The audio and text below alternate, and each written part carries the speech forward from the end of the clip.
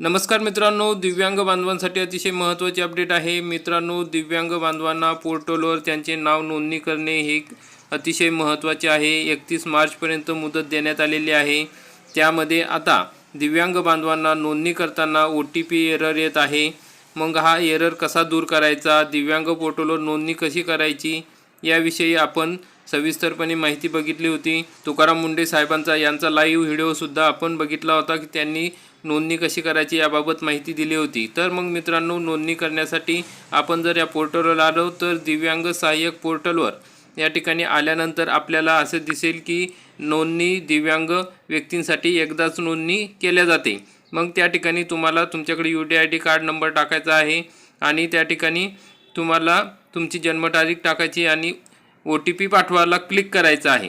OTP पाठवायला click केल्यानंतर इथं एरर येतोय की mobile number not found from UDID।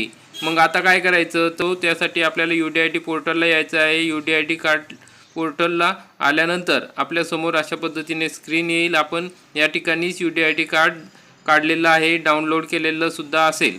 तर त्या ठिकाणी आपण सर्वप्रथम एनरोलमेंट नंबर किंवा UDID नंबर त्या ठिकाणी टाकायचा आहे। त्यानंतर आपल्याला कॅप्चा येईल, तो कॅप्चा आपण व्यवस्थित टाकायचा आहे। नंतर लॉग इन बटनाला क्लिक करायचं आहे। या ठिकाणी तुम्ही आधी नोंदणी करणे गरजेचे आहे। नोंदणी केल्यानंतरच हे ऑप्शन या ठिकाणी येतो। मग तुम्ही UDID मध्ये आल्यानंतर तुम्हाला या ठिकाणी बघा एरर येतोय, your eKYC is pending, please complete your eKYC। मग या ठिकाणी आपल्याला काय एरर आहे, तर त्या ठिकाणी eKYC कंप्लीट नसल्यामुळे आपल्याला OTP येत नाही। तसेच मोबाईल नंबर ज्या ठिकाणी आपण अपडेट केलेला नाही, तो मोबाईल नंबर टाकल्याशिवाय आपल्याला OTP येणार नाही। तर मग या ठिकाणी वेगवेगळे ऑप्शन असतात, आपल्याला ही eKYC करून घेणे गरजेचे आहे। तसेच मोबाईल नंबरसुद्धा टाकणे गरजेचे आहे। जर आपण खाली बघितलं तर या ठिकाणी ईमेल ID नाही, मोबाईल नंबरसुद्धा या ठिकाणी आपल्याला दिसत नाही आहे, कोरा आहे।